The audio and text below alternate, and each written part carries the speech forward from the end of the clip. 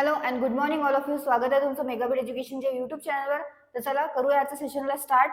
First word बघूया आपण आणि आज आपण बघूया त्याच्यामध्ये वर्डचे मीनिंग, सिनोनिम्स, अँटोनिम्स, मराठीमध्ये मीनिंग, इंग्लिशमध्ये मीनिंग आणि जे पण सेंटेन्सेस दिलेले आहे सो ते सेंटेन्सेस तुम्ही एकदा ट्राय करून बघा की कसं त्या वर्डला सेंटेन्समध्ये यूज करण्यात आलेलं आहे आणि स्वतःच्या मनाने सुद्धा इझी सेंटेन्सेस तयार करत चला. ओके, सो स्टार्ट करूया आजच्या सेशनला. फर्स्ट वर्ड आहे आपला आजचा तो आहे fidelity. FIDELITY, fidelity. So fidelity म्हणजे काय होतं तर faithfulness to a person, cause or belief demonstrated by continuing loyalty and support. Okay, so याचा अर्थ काय होतो हिंदीमध्ये तर सत्य के प्रति निष्ठा. म्हणजेच काय तर मराठीमध्ये सुद्धा काय होत असते निष्ठा असा अर्थ होत असते फिडिलिटीचा. आणखी काय तर विश्वास, इमानीपणा असं म्हटलं जातं मराठीमध्ये. सो फिडिलिटी म्हणजे काय होतं faithfulness to a person, cause or belief demonstrated by continuing loyalty and support. हिंदीमध्ये याचा अर्थ होतो सत्य के प्रति निष्ठा आणि मराठीमध्ये काय म्हटलं जातं तर निष्ठा किंवा भक्ती. ओके, निष्ठा, भक्ती, विश्वास, इमानीपणा,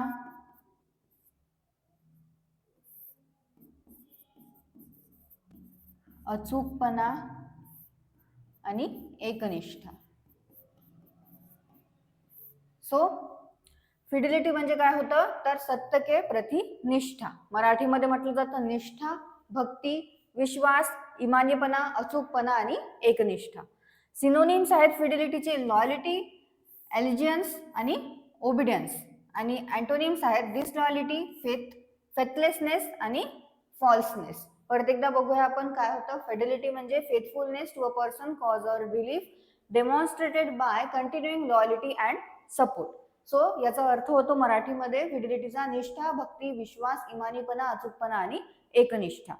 आणि सिनोनिम्स काय आहेत लॉयल्टी, एलिजन्स आणि ओबिडियन्स. आणि अँटोनिम्स आहेत डिसलॉयल्टी, फेथलेसनेस आणि फॉल्सनेस. सेंटेन्स एकदा ट्राय करून बघा कसं इथे फिडिलिटीला यूज करण्यात आलेला आहे सेंटेन्समध्ये. नेक्स्ट बघूया. नेक्स्ट वर्ड आहे हुत्स्फा. ओके, याचं प्रोनाउन्सिएशन काय आहे तर हुत्स्फा. याच्यामधला जो सी आहे तो सी आहे सायलेंट. ओके, सो म्हणून या वर्डला कसं प्रोनाउन्स करायचं आहे तर हुत्स्फा. सी सायलेंट असल्यामुळे सी ला आपण प्रोनाउन्स नाही करणार आहे वर्डमध्ये, म्हणून करणार आहे हुत्स्फा. सो हुत्स्फाचं मीनिंग काय होतं एक्स्ट्रीम सेल्फ कॉन्फिडन्स और ऑडॅसिटी. म्हणजेच काय तर हिंदीमध्ये याचा अर्थ होतो घृष्टता. ओके, आणि घृष्टता म्हणजे काय होते मराठीमध्ये तर हिम्मत किंवा टोकाची हिम्मत दाखवणे किंवा उद्धटपणा दाखवणे, त्याला म्हटलं जातं काय हुत्स्फा. सो हुत्स्फाचं मीनिंग काय होतं मराठीमध्ये दुस्साहस,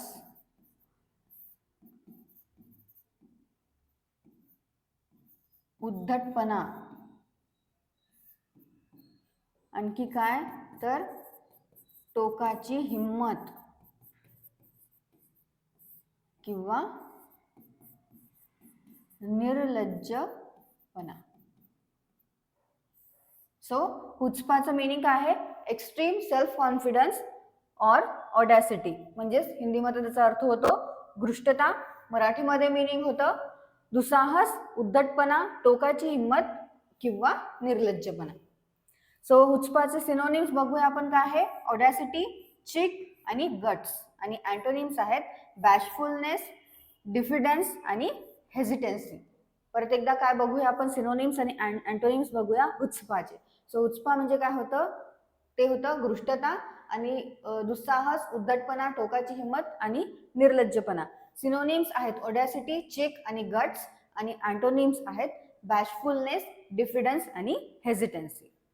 नेक्स्ट वर्ड बघूया. नेक्स्ट वर्ड काय आहे कोलोक्युअल.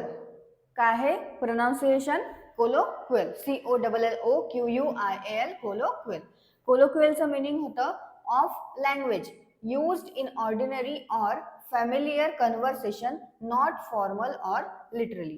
म्हणजेच काय तर जे दैनंदिन आपण यूज करत असतो जी भाषा जे बोलत असतो त्याला काय म्हटलं जातं कोलोक्युअल असं म्हटलं जातं.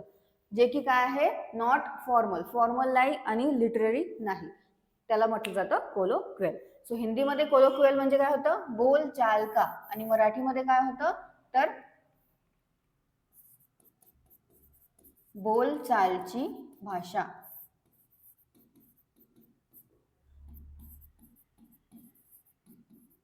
संभाषणिक, अनौपचारिक किंवा दैनिक व्यवहारातील, दैनिक व्यवहारामध्ये जे आपण भाषा यूज करतो, भाषा बोलतो, त्याला म्हटलं जातं कोलोक्वियल. सो कोलोक्वियल म्हणजे काय होतं, of a language use in ordinary or familiar conversation. So familiar conversation मध्ये किंवा आपण ऑर्डिनरी जे रोज बोलतो त्याला म्हटलं जातं colloquial, not formal or literary. So हिंदीमध्ये त्याला म्हटलं जातं बोलचाल का, मराठीमध्ये होतं बोलचालीची भाषा, संभाषिक, अनौपचारिक किंवा दैनिक व्यवहारातील भाषा. सिनोनिम्स आहेत इनफॉर्मल, कन्व्हर्सेशनल आणि कॅज्युअल, आणि अँटोनिम्स आहेत फॉर्मल, लर्न आणि लिटररी. सो कोलोक्वियलचे सिनोनिम्स काय आहेत, इनफॉर्मल, कन्व्हर्सेशनल आणि कॅज्युअल, आणि अँटोनिम्स आहेत फॉर्मल, लर्न आणि लिटररी. नेक्स्ट वर्ड आहे एनल्ड, ANNULLED, एनल्ड. सो एनल्डचं मिनिंग आहे declare invalid and official agreement, decision or result. तर एखादं ऑफिशियल ॲग्रीमेंट आहे, डिसिजन आहे किंवा रिझल्ट आहे, त्याला काय ठरवणे, इनव्हॅलिड ठरवणे. इनव्हॅलिड ठरवणे म्हणजे काय तर ते काय आहे, वैध नाही आहे असं ठरवणे, त्याला म्हटलं जातं एनल्ड. ओके, सो एनल्ड म्हणजे हिंदीमध्ये काय होतं तर रद्द करणं, मराठीमध्ये काय म्हणू आपण त्याला, रद्द करणे. किंवा एखादी गोष्ट आहे जे कायदेशीररित्या वैध नाही आहे, व्हॅलिड नाही आहे, त्याला म्हटलं जातं, ज्याला जाहीर केलेली आहे की ती व्हॅलिड नाही आहे त्याला सुद्धा म्हटलं जातं एनल्ड. एखादी गोष्ट कायदेशीररित्या वैध नाही असे जाहीर करणे. ओके, सो एनल्ड म्हणजे काय होतं, declare invalid and official agreement, decision or result. एखादं ॲग्रीमेंट आहे, डिसिजन आहे किंवा रिझल्ट आहे त्याला इनव्हॅलिड ठरवणे, इनव्हॅलिड असं आहे तसं डिक्लेअर करणे, जाहीर करणे, त्याला म्हटलं जातं एनल्ड. हिंदीमध्ये म्हटलं जातं रद्द करणं, मराठीमध्ये मिनिंग होतं एनल्डचं रद्द करणे, एखादी गोष्ट कायदेशीररित्या वैध नाही असे जाहीर करणे. सिनोनिम्स आहेत डिक्लेअर इनव्हॅलिड, नलिफाय आणि इनव्हॅलिडेट, आणि अँटोनिम्स आहेत अलाउड, अप्रुव्हल आणि ऑथोराइज्ड. परत एकदा सिनोनिम्स बघूया आणि अँटोनिम्स. सिनोनिम्स आहेत एनल्डचे डिक्लेअर इनव्हॅलिड, नलिफाय आणि इनव्हॅलिडेट, आणि अँटोनिम्स आहेत अलाउड, अप्रुव्हल आणि ऑथोराइज्ड. नेक्स्ट वर्ड आहे इनडेकोरस. इनडेकोरस म्हणजे काय होतं, not in keeping with good taste and propriety, improper, जे काय आहे अशोभनीय आहे. ओके, हिंदीमध्ये इनडेकोरसला काय म्हटलं जातं, अनुपयुक्त, आणि मराठीमध्ये काय आहे, जे अशोभनीय आहे किंवा असभ्य आहे त्याला म्हटलं जातं इनडेकोरस. सो इनडेकोरसचं मराठीमध्ये मिनिंग होतं अशोभनीय, असभ्य किंवा अयोग्य. सो इनडेकोरसचं मिनिंग आहे not in keeping with good taste and propriety आणि इम्प्रॉपर. सो हिंदीमध्ये त्याचा अर्थ होतो इनडेकोरसचा अनुपयुक्त, मराठीमध्ये त्याला म्हटलं जातं अशोभनीय, असभ्य आणि अयोग्य. सिनोनिम्स आहेत इम्प्रॉपर, इन अपोजिट आणि इन अप्रोप्रिएट, आणि अँटोनिम्स आहेत अप्रोप्रिएट, डेकोरस आणि सुटेबल. ओके, सो इनडेकोरसचे सिनोनिम्स आहेत इम्प्रॉपर, इन अपोजिट आणि इन अप्रोप्रिएट, आणि अँटोनिम्स आहेत अप्रोप्रिएट, डेकोरस आणि सुटेबल. नेक्स्ट बघूया. ओके, नेक्स्ट वर्ड आहे रिव्हर्बरेशन, REVERBERATION. रिव्हर्बरेशन म्हणजे काय आहे तर prolongation of a sound, resonance. Okay, so काय होतं, रिव्हर्बरेशन म्हणजे हिंदीमध्ये त्याला म्हटलं जातं प्रतिध्वनी. जसं आपण एखाद्या डोंगराळ भागामध्ये गेलो, आपण जर वर उभा आहे आणि आपण त्या डोंगराळ भागामध्ये खाली असं आपलं नाव घेतलं तर आपलं नाव कसं परत येतं तिथनं. सो त्याला काय म्हटलं जातं, इको असं म्हटलं जातं. कशामध्ये, इंग्लिशमध्ये. ओके, इंग्लिशमध्ये काय म्हटलं जातं, जे प्रतिध्वनी आपल्याला येतं, आपण जर आपलं नाव घेतलं जोरात तर ते आपल्याला परत ऐकू येतं, त्याला म्हटलं जातं इको. आणि इंग्लिशमध्ये त्याला काय वर्ड आहे, सो रिव्हर्बरेशन. इको सुद्धा म्हटलं जातं इंग्लिशमध्ये आणि रिव्हर्बरेशन सुद्धा म्हटलं जातं. आणि त्याला मराठीमध्ये काय अर्थ आहे तर प्रतिध्वनी. प्रतिध्वनी हे इंग्लिश, हिंदी आणि मराठीमध्ये सेमच म्हटलं जातं प्रतिध्वनी रिव्हर्बरेशनला. आणखी काय म्हटलं जातं तर मराठीमध्ये रिव्हर्बरेशनला निनाद. ओके, प्रतिध्वनी म्हटलं जातं आणि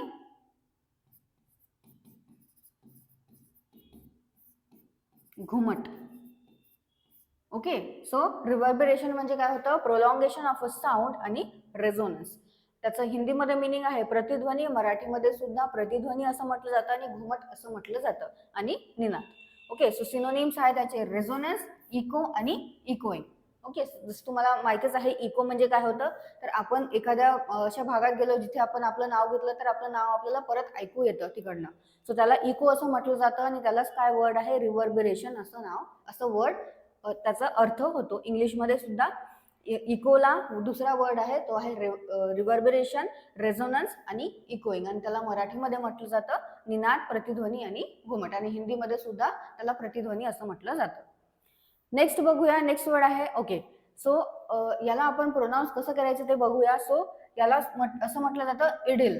ओके, इडिल सुद्धा म्हटलं जातं किंवा आयडल सुद्धा म्हटलं जातं. तुम्ही कसं पण त्याला प्रोनाऊन्स करू शकता. इडिल सुद्धा प्रोनाऊन्स करू शकता तुम्ही याला किंवा आयडल सुद्धा प्रोनाऊन्स करू शकता. तर का असं दोन प्रोनाऊन्स करू शकता तुम्ही दोन्ही यांनी, तर एक आहे जे की आहे अमेरिकन इंग्लिशमध्ये आणि एक आहे ब्रिटिश इंग्लिशमध्ये. ओके, सो इडल म्हटलं तरी चालतं आणि आयडल म्हटलं तरी चालतं. सो काय आहे इडलचं meaning, and extremely happy, peaceful or picture episode or scene, typically an idolized or unsuitable one. Okay, so याचं मीनिंग काय आहे, इडलचं an extremely happy, peaceful or picture episode or scene, typically an idolized or unsuitable one. So याचं meaning काय आहे, हिंदीमध्ये त्याला म्हटलं जातं सुखद जीवन. ओके, सुखद जीवन किंवा आपण म्हणूया मराठीमध्ये त्याला म्हटलं जातं रमणीय किंवा एखादं काही, ठीक आहे, त्याला रमणीय असं म्हटलं जातं इडिलला मराठीमध्ये.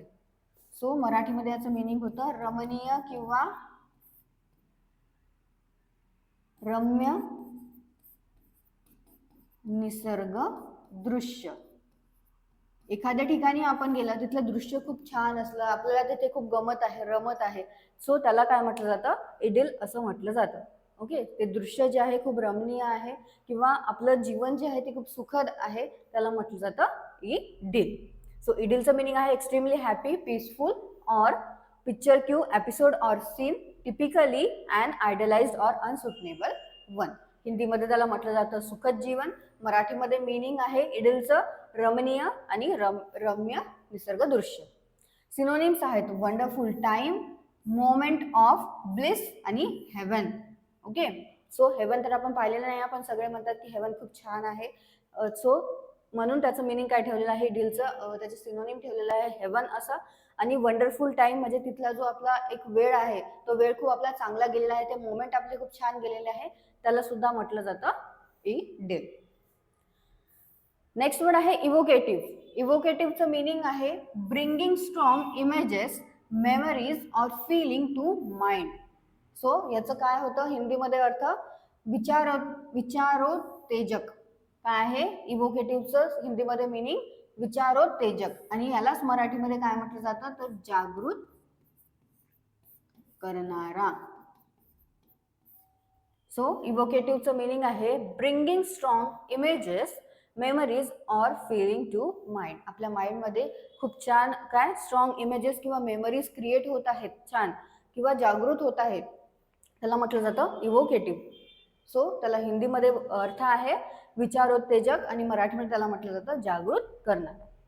सिनोनिम्स आहेत तर रेमिनिसंट, सजेस्टिव्ह आणि रेडोलंट, आणि अँटोनिम्स आहेत अनरेमिनिसंट.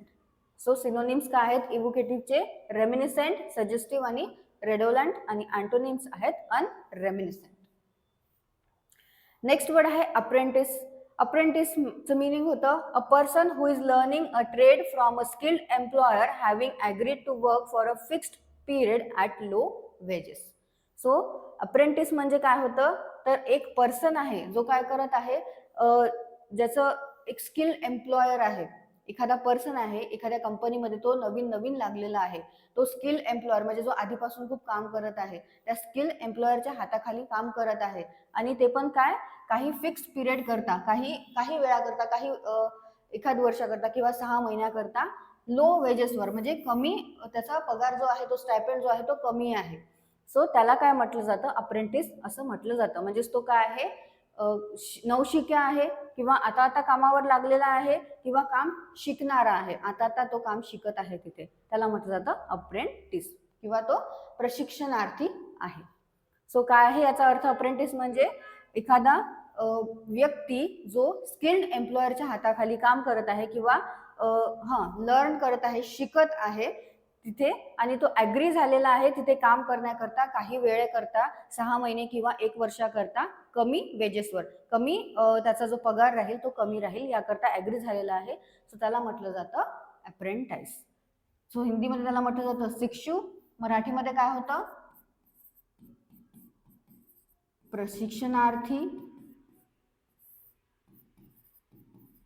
काम शिकणारा, नवशिक्या. ओके, किंवा आपण म्हणू शकतो शिकाऊ उमेदवार. सो अप्रेंटाइजचं काय मिनिंग आहे? A person who is learning a trade from a skilled employer having agreed to work for a fixed period at low wages. याचा हिंदीमध्ये अर्थ होतो शिक्षू, मराठीमध्ये म्हटलं जातं शिकाऊ उमेदवार, प्रशिक्षणार्थी किंवा काम शिकणारा आणि नवशिक्या. सिनोनिम्स आहेत ट्रेनी, लर्नर आणि प्रोबेशनर, आणि अँटोनिम्स आहेत वेटरन. ओके, सो वेटरन म्हणजे काय होतं ज्याला खूप अनुभव आहे, जो खूप स्किल्ड आहे त्याच्या कामामध्ये, त्याला म्हटलं जातं वेटरन. आणि सिनोनिम्स काय आहेत अप्रेंटाइजचे? ट्रेनी, लर्नर आणि प्रोबेशनर, आणि अँटोनिम्स आहेत वेटरन. लास्ट वर्ड बघूया आपला आजचा. सो लास्ट वर्ड आहे कॅबल, CABAL, कॅबल. कॅबल म्हणजे काय होतं? A secret political clique or faction. म्हणजेच काय तर साजिश. हिंदीमध्ये म्हटलं जातं कॅबलला साजिश, मराठीमध्ये काय म्हटलं जातं? कारस्थान, कट, गटबाजी किंवा गुप्त गट. ओके, सो कॅबल म्हणजे काय होतं? A secret political clique or faction. याला हिंदीमध्ये म्हटलं जातं, हिंदीमध्ये याचं मिनिंग आहे कॅबलचं साजिश, मराठीमध्येचं मिनिंग आहे कॅबलचं कारस्थान, कट, गटबाजी किंवा गुप्त गट. सिनोनिम्स आहेत क्लिक, फॅक्शन आणि coterie, COTERIE, coterie. Okay, coterie. So कॅबलचे काय आहे सिनोनिम्स? क्लिक, फॅक्शन आणि कोटरी. आणि हे आजचे वर्ड्स आहे आपले. याचे थोडे काही जे वर्ड्स होते त्याचे प्रोनाऊन्सिएशन थोडे हार्ड होते, तर एकदा तुम्ही लिहून घ्या. आणि जे पण मी तुम्हाला प्रोनाऊन्सिएशनचे काही सांगितलेले आहे ते सुद्धा, जसं की हा होता, हा आहे हुच्पा.